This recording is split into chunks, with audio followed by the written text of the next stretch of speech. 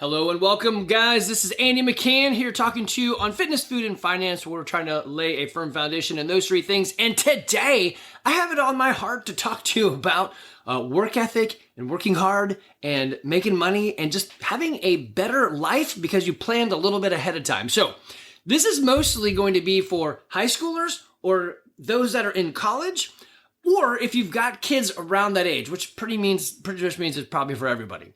So if you're in high school, I know you're going to listen to this and say, but wait, I am the smartest person I know. I know. And if you think you're the smartest person you know, you're not alone. Everyone thinks that. If you can't get past the idea that someone else knows better, then you probably don't need to listen to this. Nothing can help you anyway. Your parent, your friend, or whatever passed this to you in the hopes that I maybe could get through to you, because we know the proximity bias. If somebody says the thing that's not your parents, even though it's the exact same thing, you're probably going to believe it. If you're in college, I got some advice for you. You're probably seeking out like, hey, how can I do better? How can I set myself up correctly? If you have no destination, then you're at the whims of whoever's blowing the wind at you to push you on or off the course that they desire. So, as an example, I'm going to give you some stories that are going on in our lives right now. My kids have done pretty dang good. I will probably bring up a thing that is like, oh no, we need to fix that. And you're thinking to yourself, wait a minute, that's not a problem. Yeah, hear me out. They're doing a really good job. Maybe I was too much of an asshole to them. I don't know. Or maybe I pushed just right. I don't know. I've never been a 51-year-old dad of 4 kids at this age ever before. It's happening right now in real time. And I just do the best I can.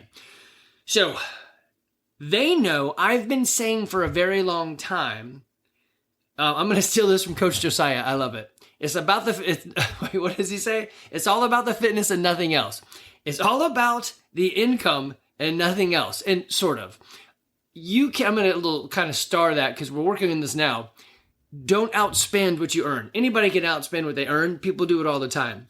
Don't. That would probably be the number one thing. After that, earn a lot. And I know money can't make you happy, but man, I was out on Randy's boat and we were bouncing through the waves. And we were both smiling and pretty happy. So I don't know. Maybe it can. I think really what it should say is money may not be able to fulfill you or give you purpose. But I think it can actually buy some amount of happiness as long as you know who you are. So it is much better to be angry and upset and pissed off and rich than angry and upset and pissed off and poor. So if you're going to be one of the two, you might as well add rich into it. All right.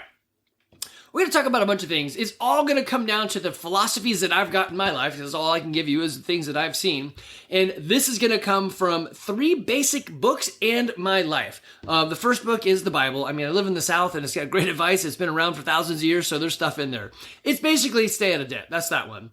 Then there's Dave Ramsey, another Stay Out of Debt. He took the biggest book in the world and he boiled it down to something that makes a little bit more sense and people can buy into.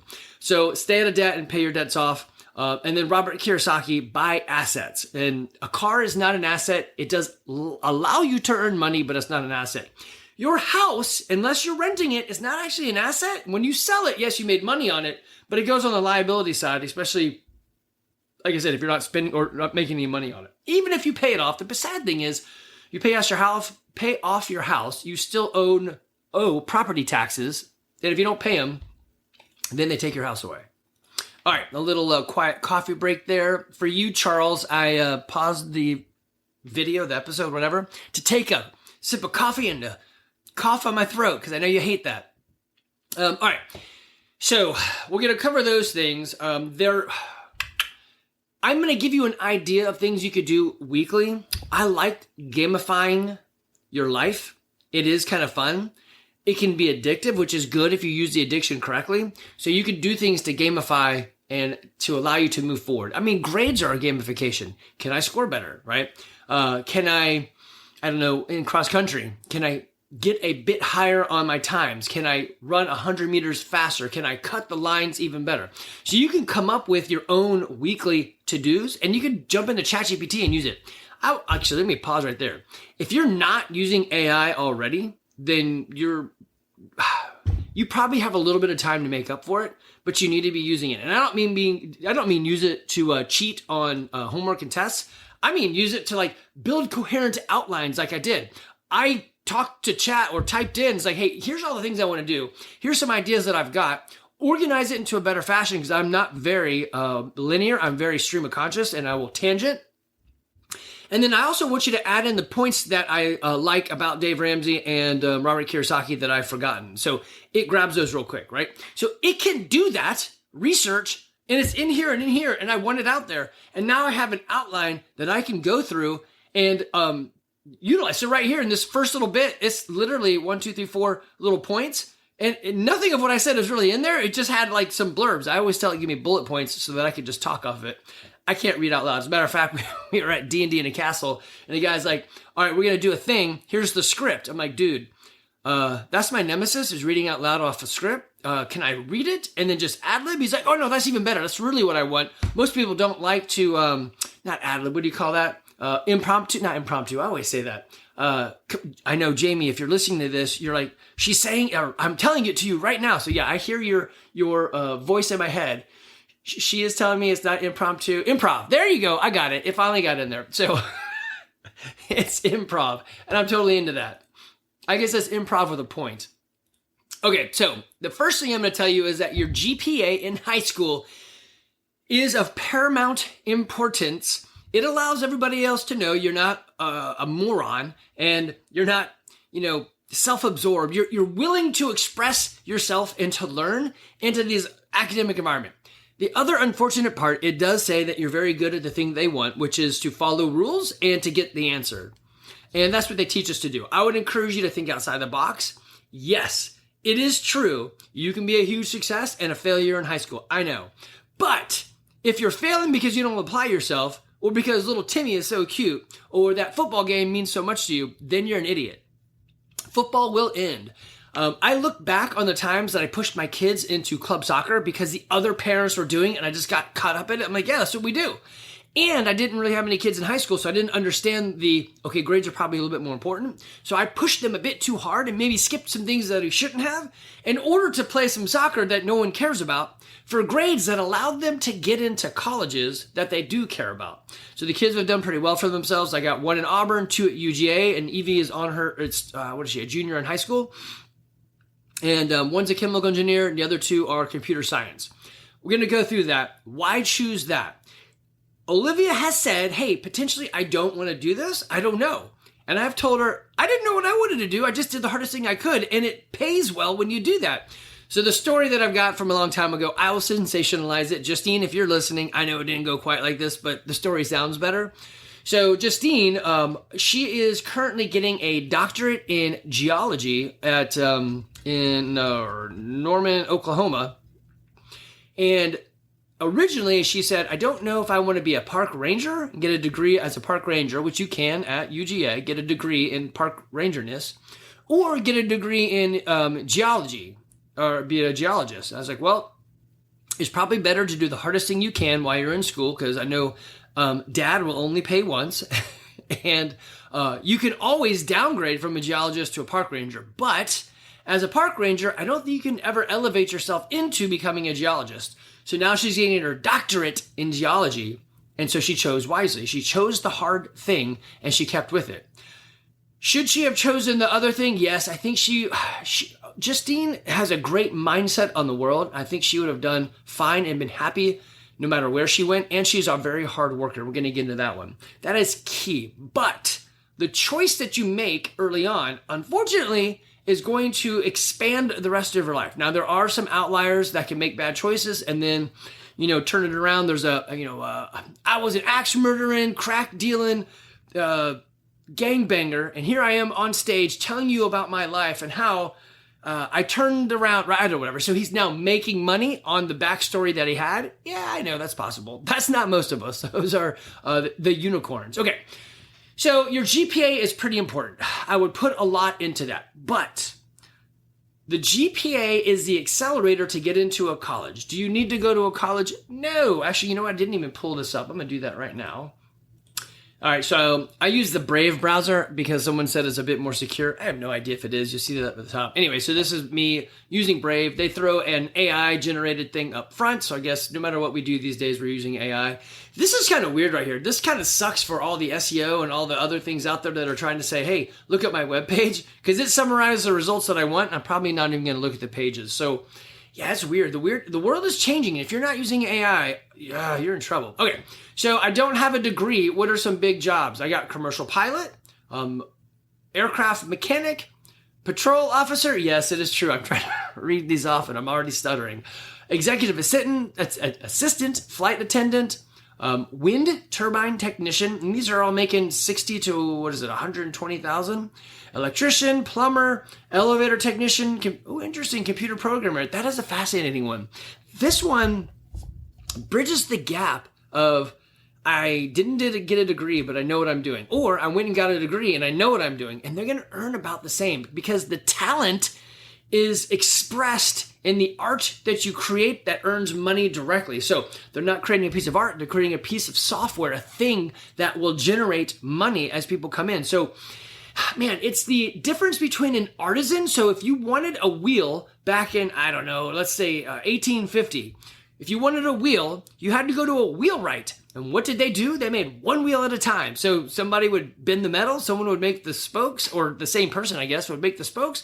So you had a wheelwright. I specialized in that. Then came along the Industrial Revolution and they said, hey, let's have somebody bend, somebody else do the spoke, somebody else put the bolt in, somebody else, right? And so they can make way many more pieces of product because of this machine, the black box, if you will.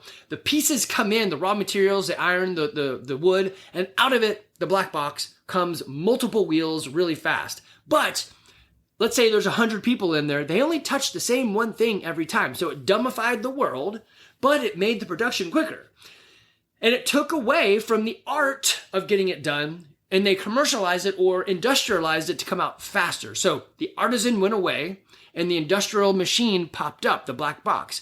A computer programmer can create the black box inside your literal black box. My computer is a black box. And it can touch way more people. So so much more money can be had by that. And that's what they're doing. Basically, your job, in the end, your job has to solve a problem and or make somebody money. If you're solving a problem and it's the government, then somebody's paying for it, we're paying for it. If you're solving a problem, then there's a company and somebody that's paying you, taught you to solve the problem, and they're making more money off of it. The money has to spiral up, and then the government collects the money on everything. So the government is the ultimate winner. They should want the economy to be raving because the more money that gets moved, the more money they collect. So think about it like this. If I earned $1, then I paid 20% taxes on it. They kept it. If I did nothing with it, I just put it in the bank or under my mattress and left it there, they don't get anything on it. If I take that dollar and I spend it, there's sales tax, there's the gas money, I guess, to get there that I spent tax. There's, once the business gets it, they have to pay taxes on it. So I think somebody said it's like 55% of every $1 is lost in the cycle. So the velocity of money, the speed at which it moves, it gets torn apart, and the government is the one collecting it. So they want you to spend. Anyway, there's a bunch of things here you can do to earn pretty good money. The problem with this right here is it doesn't change very much. So let's say, let me just pick one, plumber. You might start off at $60,000 and then get up to about $70,000 and maybe stay there. Unless you're specifically really good at a thing. Hey, I'm available 24/7. Call me anytime. Great. I am the guy who will stick my hand in the toilet to grab the clogged guts and stuff and pull it out, and they know that. So this is the part that I'm going to get into here is your ethics and what you do to make that, to get the job done. Okay, so grades are important. Pick the things that you want. Pick the smart thing. Pick the hardest thing you can do. Don't dumbify yourself early on. If you start dumbing yourself down in high school, it just goes downhill from there. Coffee break. Okay. So there is a discipline that you learn in getting things done. It is, in some cases, the discipline of the machine they built. They want people to show up and to follow rules and to get the task done. That's what school does for you. But it does build discipline in here. I would also say find some discipline outside of the grades. Maybe it's club soccer. I don't know. Maybe it's taekwondo. I don't know. It's something that you can do to build the discipline in yourself. So as an example right now, Evie said, I told the kids, hey, you need some sort of summer job. Evie said, well, how about, or let me take that back. I told them all, make it something that's towards what you want to do if possible. Just don't flip burgers. Do something that's towards. So Evie and I talked about it. There's an IT internship she could get with the school to go in and do work. And she's like, but it doesn't pay. I was like, you know what? As a dad, I really want to reward that you're looking at this. I will pay you. So she's getting paid to do some IT work, and she shows up. So she even worked it out with me. She's like, the idea of me vacuuming at home is not working. You and I fight. I just don't do it. I don't think about it, and I don't care. And I really had to drill down on this one. She doesn't care about vacuuming because she has Retta, our German Shepherd, who has bonded to her and loves her and sticks with her 100% of the time she's in the house, and sleeps with her and sleeps on her and sleeps with her face in her face. And this dog is not complete without Evie. The dog sheds she sheds like a dog. So she sheds, I don't know what she sheds like. Insert better analogy. She sheds a lot. And Evie sleeps in the shedded hair. So it only recently occurred to me. So of course, my desire for the floor to be cleaner is higher than hers because she lives in this filth of the dog all the time. And it's not filth to her. It's just what her dog does. And she loves the crap out of that dog. So to her, it's a term of endearment to see the hair on the floor. For me, it's like, it's a hair on the floor and I got a white dog and a brown dog and you can see it on the hardwood. So let's get rid of it. Anyway, the point though was I was trying to build inside of her the capacity to do and the capacity to follow through. But she's like, Dad, I show up to this job that's kind of like, and I make work for myself because I'm too fast, which is great. I show up there at 9 and I work till 3 and I get everything done, or 9 to 2, whatever it is. And then she said, I'm going to put myself in an SAT course so that I can use this summer to get really good to take the SAT in September or October or not, whatever, August, September, and make it the last one because I did it and I did it well and I got the grades and I'm good. So she has a great plan. She's doing the hardest thing she can, at least I think it is. And it's going pretty good. Now, this summer kind of sucks for her, though she is finding the ability to have fun by saying, hey, can I change the way I do things and spend the night out with my friends and then just wake up and go to work from there? I'm like, I don't care as long as you are there and you're doing your job, right? So the point there is she is being faithful with the little bit that she has. She doesn't have much. She has time and she has effort. And I am then rewarding that. So I see that. You may think, well, duh, you're her dad. Yes, but it starts there. As another example, Evan, who usually is sitting beside me right now with doing his internship with Wodify, he is faithful with a lot of things that I've given him more and more over time. So when he says, Dad, I don't know, I'll make something up. I need money. I didn't even ask what it's for. I know it's for the right thing because he does the right thing. We made a joke. So in D&D, you have alignments. You can be lawful, neutral, or oh man, somebody say it and put it in my head. Chaotic. You can be lawful, neutral, or chaotic. And then you can be good, neutral, or evil. So I have said for a very long time that Evan is lawful evil. He will do the right thing even if it's like ethically not right. Like I'm going to chop my own sister's hand off because she stole. I mean, she stole. I have to chop it off. He wouldn't, but he does that. I know because of his morality and his ethics that if I give him, I don't know, $1,000 because he asked for it, 1, I would just give it to him. And 2, the right things are being done with whatever that money is, right? So the other day, he is right now immune compromised. He has got Crohn's. And so, we're trying to keep him healthy and eat really good stuff. We're doing all the things we should be doing. We're at Sprouts buying some holistic foods and stuff. Actually, it's probably just steak and goat cheese. That's pretty much all we eat. And anyway, we're buying stuff. And I notice the mom and the daughter beside me, the daughter has what to me looks like calamine lotion on and chickenpox scabs on her arms and legs. So I think, hey, she's either got a really bad case of poison ivy or chickenpox. Now, I think Evan has had chickenpox. I think all my kids have had chickenpox. They've never had shot. Well, they've had a couple shots, but we don't do any of that. We just let nature do its thing, and they usually are pretty good. Yeah, I know he's got Crohn's, so something weird is up. But I said to him, because we have a lot of trust and he trusts me in a little, he can trust me in a lot. I said, hey, Evan, step behind me and pick that up over there. And he picked it up and put it back on. And he's like, well, and he started to go back to the like paying on the kiosk, but the girl was still standing there bagging her groceries. I said, "Hey, Evan, do me a favor and just step back a few steps." And he looked at me like, I don't understand what's going on. And even not the stewardess, the person behind the cash register, good grief, the guy, whatever, the cashier. Oh man, woo, where'd my words go? The cashier looks at me. I know, stewardess, I don't know where that came from. And says, he looks at me, gives me a baffled look, and Evan has the baffled look, but Evan stepped back, and then when they left, he's like, "So, can you step forward?" Just being funny. I'm like, "Yeah." And Evan looked at me, he's like, "I don't know what's going on." I was like, "Well, did you notice the girl might have had chicken pox?" And he's like, "Oh." And he didn't, but you could still see her through the glass door as they were leaving, and he saw her legs. He's like, "Ah, yes, thank you." So again, when you build trust, and you're faithful with the little, then they're going to trust you to do what's best for each other, right? So Evan and I have a great amount of trust because I've seen him work. Okay, so grades. Weirdly, there is a correlation to good grades usually mean less debt, right? Diligence is rewarded. I think that's in the Bible somewhere. Dave Ramsey says, let me see if I can read this one. It's a good quote. Live like no one else so that later on you can live like no one else. So as you're younger, don't go to Starbucks and buy all the coffee. Save the money. If you want coffee, make it on your own. Actually, I got to refill this one, right?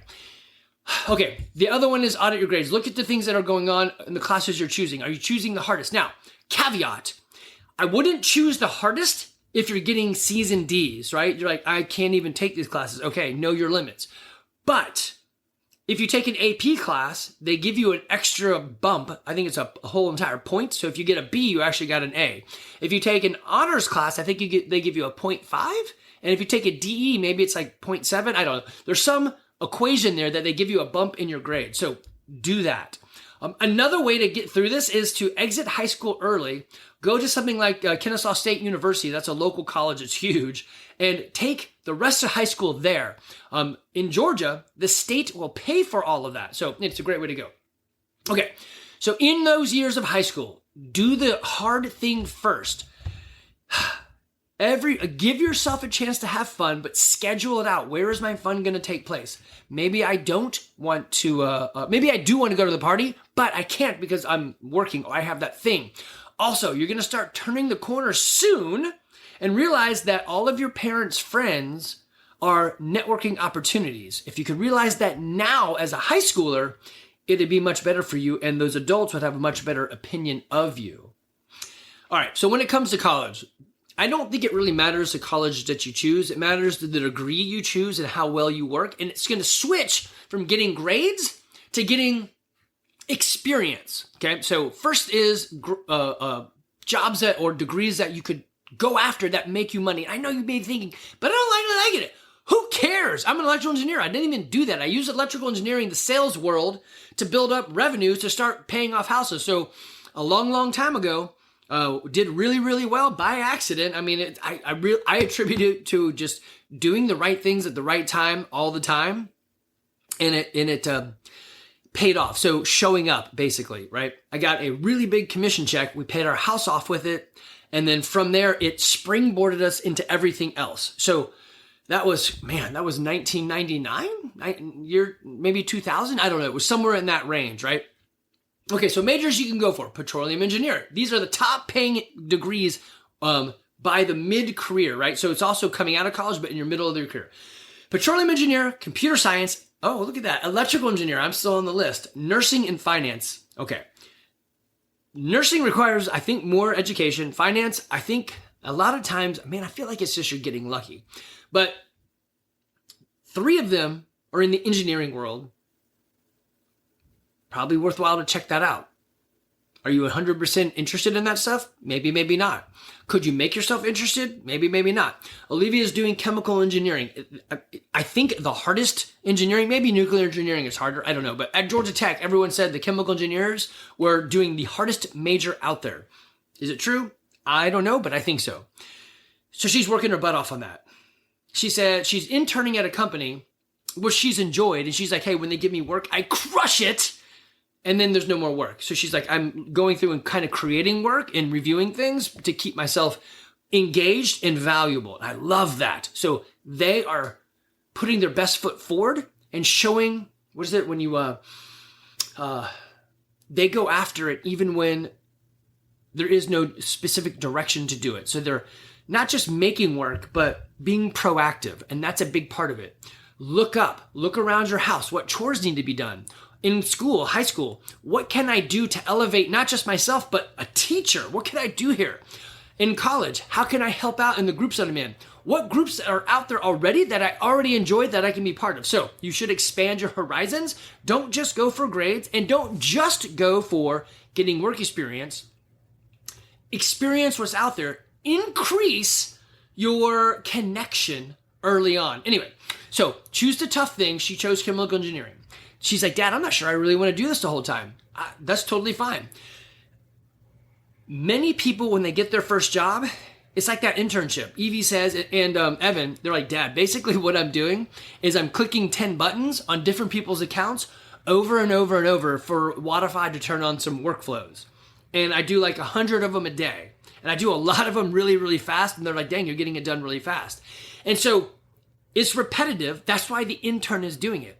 The first job you get is repetitive and not great because they're hiring somebody to do the things they hate so that they can make more money. And as soon as you show productivity, they're going to say, okay, wow, interesting. We can use you to make more money. That's how you move up. I can do the thing I've done. I can do it well. What else can I do for you to earn money for the company?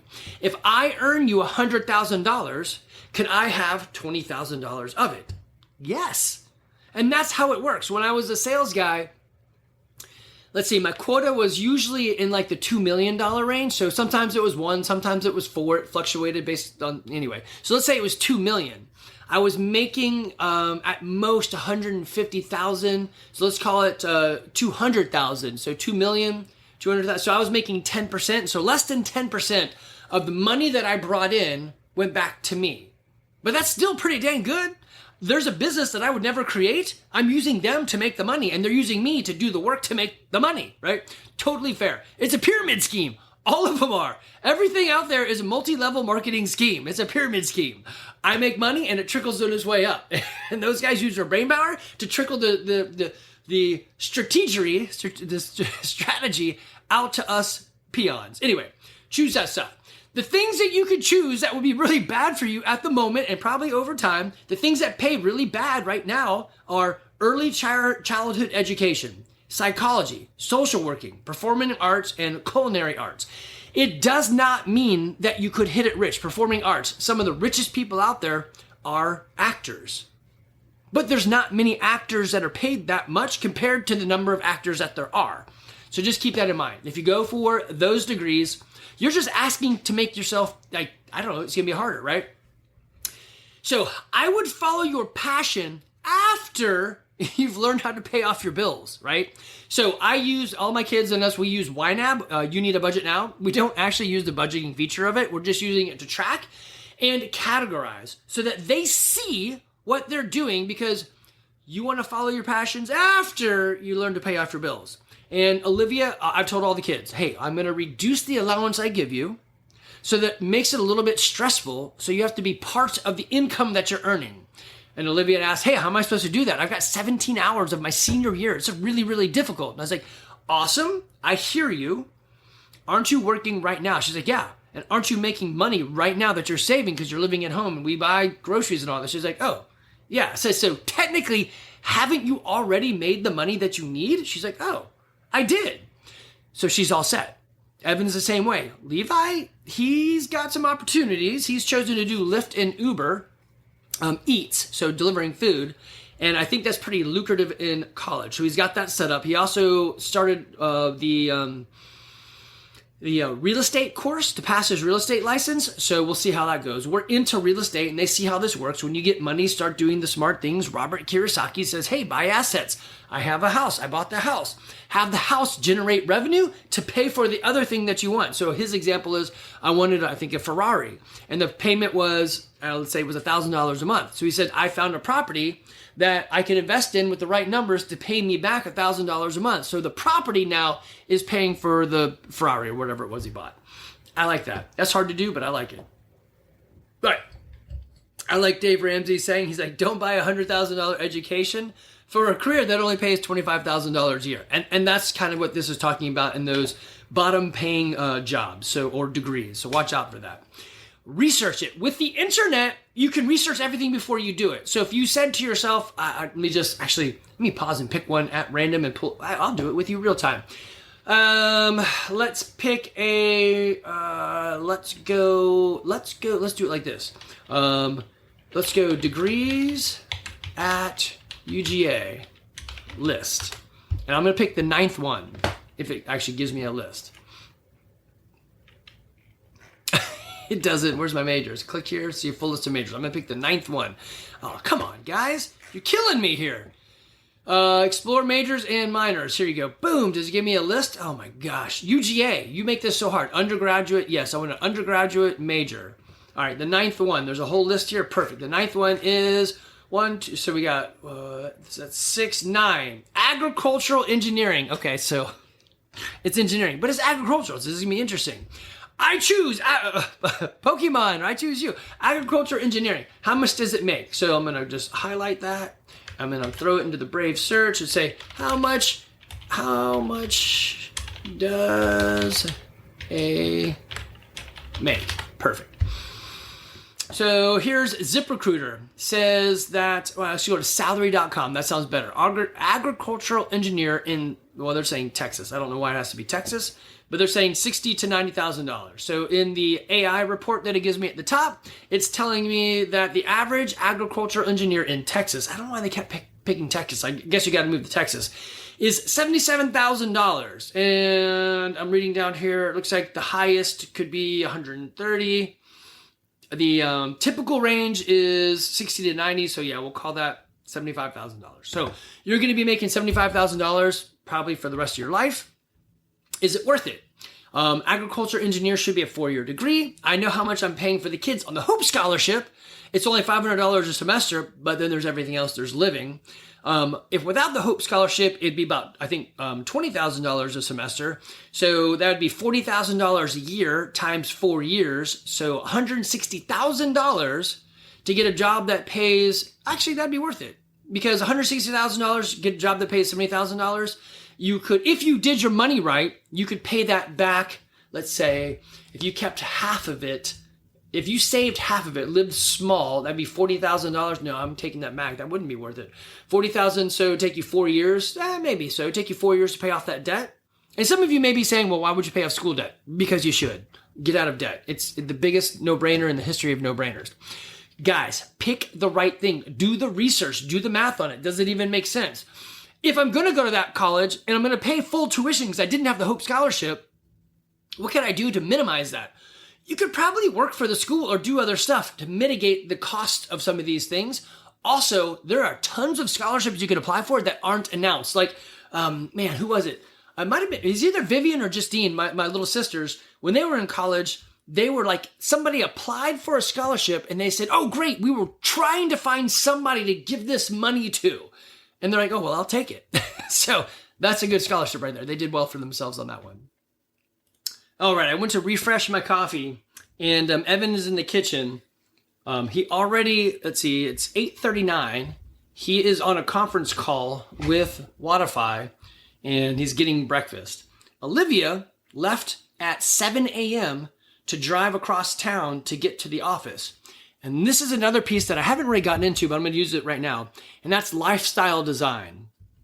As a sales engineer, I knew I'd be traveling. And I thought, okay, that's okay. I can work from home and I can travel, no problem.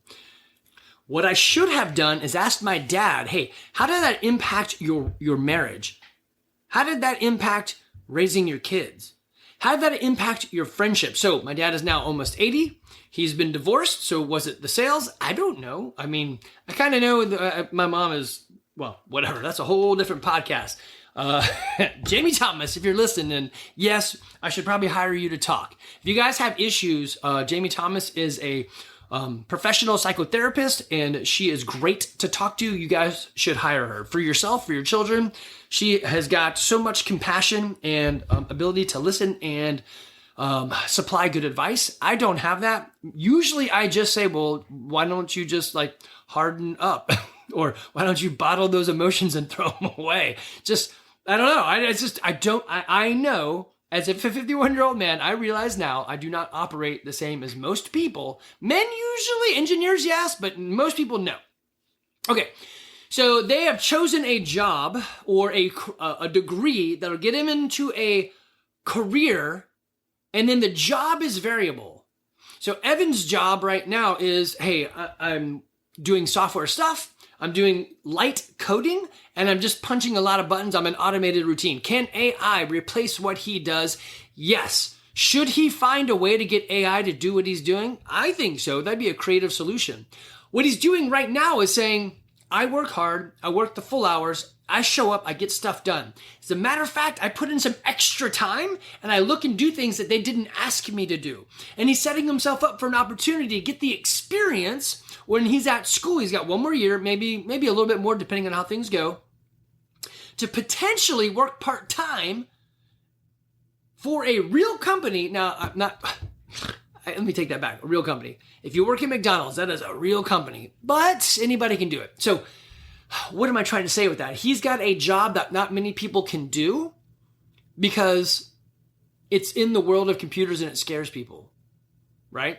Now, if I asked him, hey, can anybody do what you're doing? If you showed them for 5 minutes or had a video showing them how to do it, could they do it? He'd probably say, yeah. But would they? No, they'd be afraid and be nervous. So anyway, he's building up the opportunity to work part-time during school, doing the things that they don't want to do because they trust him and they know his work ethics. He was faithful with a little bit. I know, going back to the Bible, faithful with a little bit, and then they gave him more because they trusted him. And that is super huge and valuable. And it's the thing that I think most of the kids growing up missed that. Evie, would you please vacuum? Why? Because I want to give you a little so I can trust you with much. I can't trust her with that. But I can trust her with picking up a job for the school that really matters, right? And get things done and be on time and do more. And so we found my desire to teach the lesson is not outweighed by the application of the lesson. The application was vacuum. It didn't work. Could I evolve? Yes. I didn't know I should, but now I do. And so I did. And so she's learning that lesson. And now I can see that I can trust her. Same thing with Levi. When he dives into the things that he loves, he will win. There is no stopping him. It's like that song, Can't Stop Me Now, because he's having a good time. Who is that? Is that Queen? I think so. Anyway, he's having a good time. So they told him at soccer, when he tried out, they had group A, B, and C. And then they had a D group, and those guys were going home. We were D for done, D for dumbass. You couldn't do it. And so I saw him go from the A group to the B group, and he kept getting moved every day, down and down and down, until the last day he was at the D group. And I'm like, hey, I know as a parent that have done this for a while and a coach, the D group is done. They're going home. I've got 3 kids here. I can't, if I have to take him somewhere else, I'm going to take all of them somewhere else because they're already on club. They can make club again. So the guy said, well, that's fine. You know what? We'll put him on the worst team, and he probably won't get much playing time unless he can change it. And I talked to Levi about it, built a hardness, like, hey, there's a hard thing that has to happen. What do you want to do? He's like, you know what? I have heard people say that juggling will make me better. I will spend all summer juggling, and when I come back, we'll see what happens. And he came back, and people were like, what the hell happened to Levi? This kid is awesome. He did our CrossFit Kids, our summer strength, and he started juggling. And he changed his ability. So when he dials into the things that he really wants, like the Rubik's Cube, I don't know why, he's like, I'm going to solve this puppy. I'm going to solve it quick and fast. And he could do it in like that, and then he would slap the thingy. So he would do it in like, I don't know, less than 10 seconds, whatever it is. It was really super fast because he loved it. Now, when he took a picture of these guys in orange shirts doing our yard work, and he said, what's going on? He sent it to me on text. He said, what's going on? I was like, I don't know. I guess your mom fired us and hired like people who actually knew what they were doing. And he texted back, Dad, this might be the best day of my entire life. So he was not excellent in the yard work.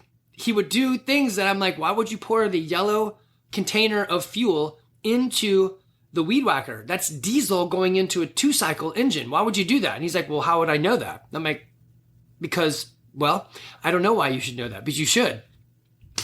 And he didn't know it. So he just didn't care to, it wasn't on his radar, right? So the things that he cares about, he dials into big time. Okay. So my point there is learn to dive in, learn to build that trust, learn to be good at a little bit and help the people's up. Probably the best thing, I don't know if I have the book right here. One of the best things I do. No, I don't see it. One of the best books I've read in the genre of the philosophies that I have, that I didn't know I have, but it really codified it for me, is Chris Cooper's book, Help First. It was awesome. The next one that I read that I really liked is this, let's see, The Psychology of Money, which I think there's been several books by that name. It's by Morgan Housel, something like that. I should, you know what? I'm on the internet right here. I could literally just pull it up. The Psychology of Money, right there. Look, it knew I wanted, and maybe it heard me because I'm talking to it right now. The Psychology of Money on Amazon. Let's see. That's it right there. Psychology of Money, Morgan Housel. And then Help First by, let me pull that one up too. I think he's on, how would I do that here? Give me another Prime. Prime, come on, baby. All right, how about, whatever, it's Help First, Chris Cooper. I can't make it pull up. I don't know what it's doing. Everything's going slow. My computer decided to pause. Let me pause you and find out where I was. Oh, well, I was going to show you this. This is Parkview High School out in Lilburn. This is where I went to high school, where I learned to be both a nerd and a jock, which put me in no group whatsoever. So I really think I was just missing some component in my brain that did not see the social constructs. Like there was guys who wore all black and they smoked a lot. And for whatever reason, we called them maggots, and they were just wearing all black and like, I guess goth. I don't know if that's what it was called, but I had friends there. One of the guys, David, I don't remember his last name, but he was an insane drawer, and we would hang out and he would draw, and I'd be like, that's freaking cool. I couldn't draw. He tried to teach me. I couldn't do it. I had friends. I had this one girl. In my head, she's Avril Lavigne. I can't think of her name, but she's got all these baggy pants and skaters. She's that type of girl. She's a skater girl. And she's like, we can't hang out much because you're a jock and I'm a skater girl. I'm like, I don't even know what that means. And then, of course, when I met the jock side of it, wrestling, they're like, well, we can't hang out with you because you're in AP classes. You're kind of a nerd. I'm like, oh, okay. So it was a weird combination. I totally didn't get it. I don't know. It just didn't occur to me. Then I went to Georgia Tech. I had a buddy, Randy, actually. Was it Randy? Somebody asked me, I'm going to say it was Randy, said, hey, would you go back to Georgia Tech? You told all your kids not to go there. Would you go there now? I was like, well, I did meet my wife there, and I like her a lot, and I like my children a lot. So I think so, because none of that would exist without them. But in hindsight, it was a really hard school that after my first job interview, no one gave a crap that I went to. So yeah, I don't know. I've always cautioned my kids against it. And then I went to work for a company. It doesn't exist anymore, but I found one of their test sets. This is one of the test sets that they sold. I guess I could probably find more. And then, of course, we invested money into real estate. So now we're doing a lot of real estate. This is Zillow. I have a problem here. This is awesome, a good problem. I like being a very helpful and even keel and ethically awesome, morally sound individual, so people can count on me. And when they do, it's great. And there's a reciprocal to it. So Lindsay from the gym said, hey, I've got 3 friends that are looking for a house. I know you do rentals. Do you have one available? I'm like, actually, I do. And went through a crazy thing with that renter. She's like, I want my security deposit back. I'm like, yes, you can get it all back, but you actually have to clean the house. She's like, well, give it back. I'm like, well, just finish cleaning the house. So she went in there and she like yelled at me some more and then cleaned the house and everything looked really good. So I sent her the whole security deposit back. So weird. People just follow the damn contract. I don't know. Do the thing you're supposed to do. Anyway, so she sends to me, hey, I got 3 people. The guy finally calls me, or he calls me, and I finally look at my voicemail and saw it. I texted with him back and told him, hey, I basically only use Zillow now to do this rental stuff. So I need you to get on Zillow because I don't even know how to process your application anymore without using Zillow. And he's like, well, I don't use Zillow. I'm like, I think that's a non-starter then. I don't think we can work together because I literally don't have processes anymore. I don't even know the company I used to use even exists. I don't remember their name. I know where they are, but I don't remember the name of it. Anyway, it's just kind of funny. So rental property is a great way to go when you get the money, but you need to get the money first. Okay, back on track, guys. When you get to college, it's going to switch from grades. Yes, they're important, but not as important as work experience. So now Evan and Olivia have got work experience. And Evan can say, I went from an intern to a part-timer at the company. Being an intern is 1 degree. A part-time is the next step up. Full-time would obviously be the next one up. Contractor is in there somewhere, depending on what you're doing. So he is building his resume with real work. So he's getting responsibility, he's learning to communicate, and he's building I've delivered results. He's actually even building a thing for them to show them the businesses that use the tool that I'm deploying stick around longer, and thus you earn more money on them. So length of engagement goes up. Utility goes up. We can see that they're actually getting old customers, so alumni and other leads in through the tool. It's a workflow. It's an automated thing that reaches out and connects because people just don't do it all the time. Anyway, so that's great for him. Having experience allows you to know where the education is going, right? So you learn a thing, in this case, if then, like programming. I don't even know why I have to learn that. Oh, now I'm coding and I get how those statements work. If you're working, you're earning money, and so you'll have less debt and more opportunity to invest either in yourself, which I think you should, or save that. I think it's even in the Bible, it's like, whatever you do, work heartily as if for the Lord. So just do the work with a good mindset and conscientious. I love the fact I have met so many people in the things that I'm trying to reach out and some new things I'm doing for myself and the gym that have said, oh, CrossFit. Yeah, I tried that with a guy that I'm not going to mention. And I got stuck in a 6-month contract. Even though I tried to quit, I had to pay for 6 more months. I'm like, right? Isn't that crazy? Why would people do that? We don't have contracts. And I can say with complete straight-faced ethicalness or whatever, you buy a month, that's all you buy. If you want to quit, just let me know and I'll cancel it. Even people cancel like 3 days after the month starts. Oh, I meant to cancel. Yes, let me get you refunded. Now, the weird thing and people don't realize this, if I charge you a credit card, let's say I'm charging your credit card $200, they're going to add on like 10%. So that'd be another $20. And the charge to me then is it's $200 to you, and then they take $20 and I get $180. So what I did in Modify is they allow you to just put the charge back on the customer. So that goes on your card $220. Now, they take their fee, and then when it gets to me, it's not really still the full thing. It's just a $200, it's not $220. So if I refund $220, basically I'm like losing more money. So we don't do that. We will take off the credit card charge for the stupid. I mean, yeah, I love credit cards. They speed it all up. But damn, come on, guys. Everybody's taking a piece of this thing. When can $100 just be $100? But the answer is no. Anyway, okay. So get that work experience. That's probably the biggest thing. Yes, have fun, but get experience, relevant experience. Not just I flipped burgers at college or I worked for the fraternity. I was an officer. Whatever. No one cares. Well, they care a little bit. Also, join into the things that you're interested in and experience a lot of stuff.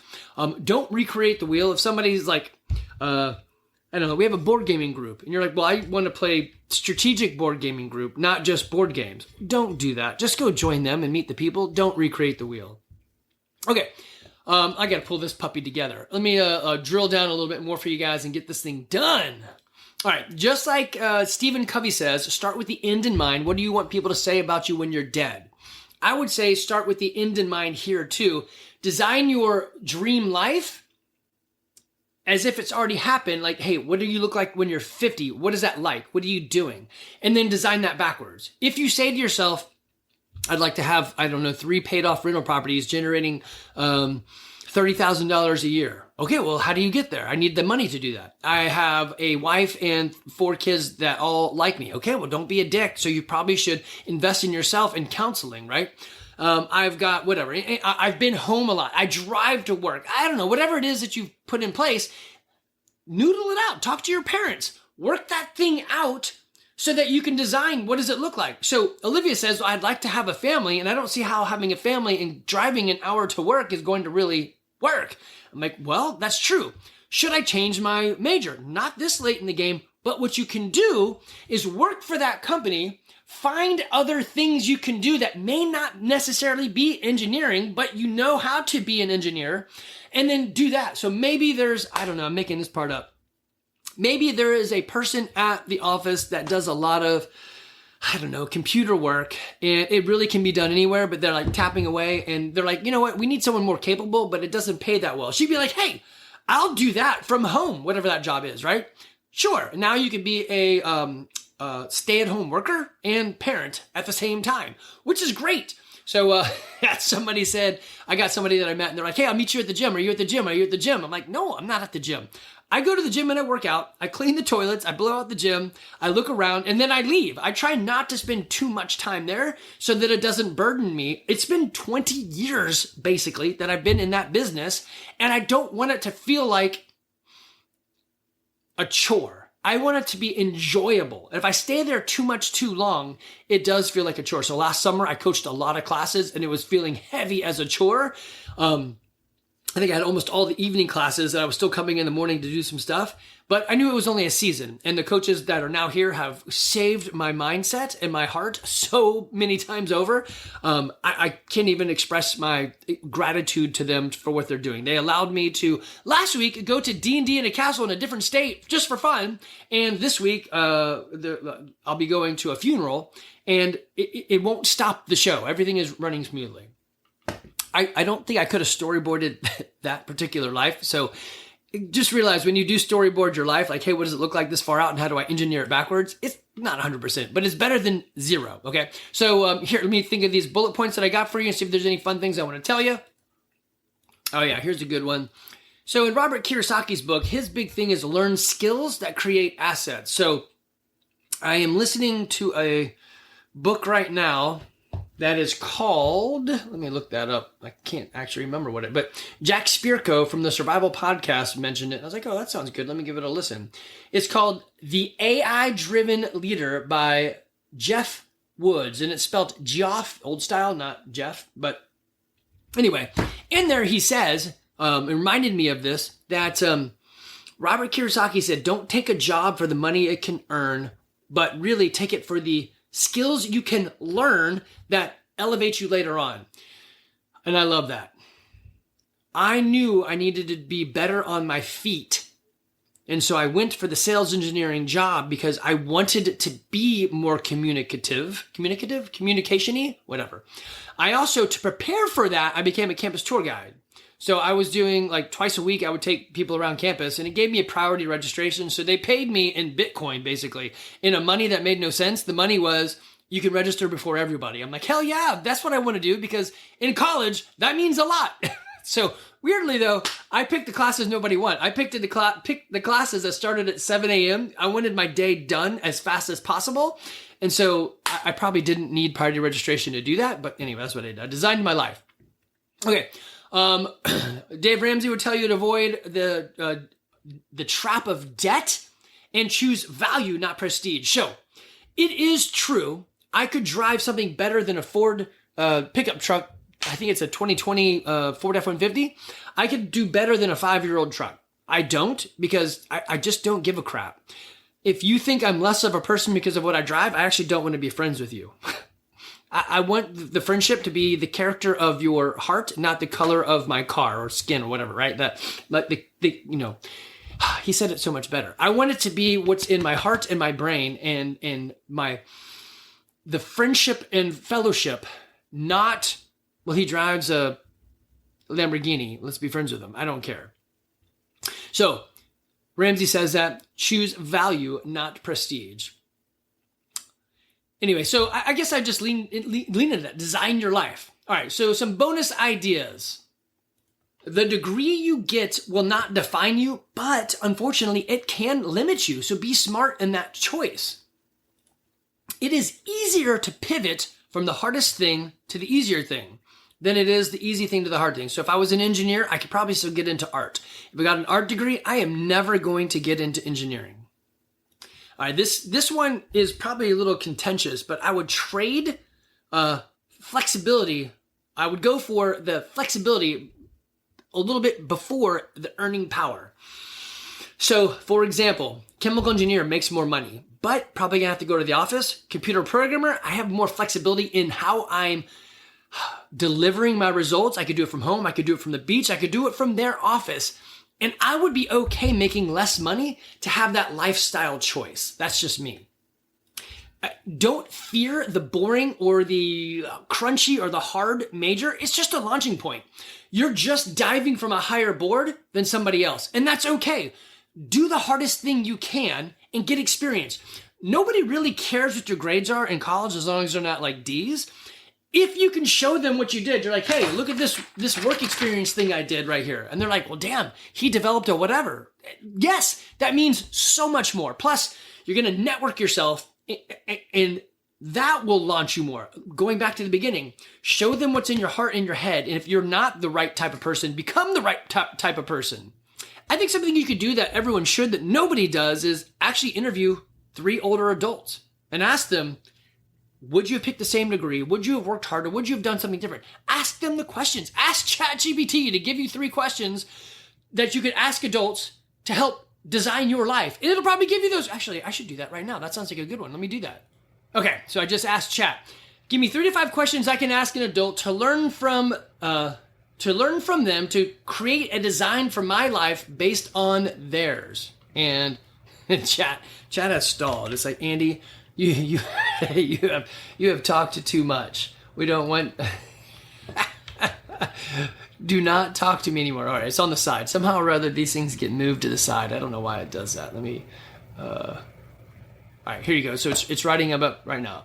Here are 5 powerful conversation starting questions. I may not be the conversation starting questions, but I think it'll get the point across. How do I pop this to make it bigger?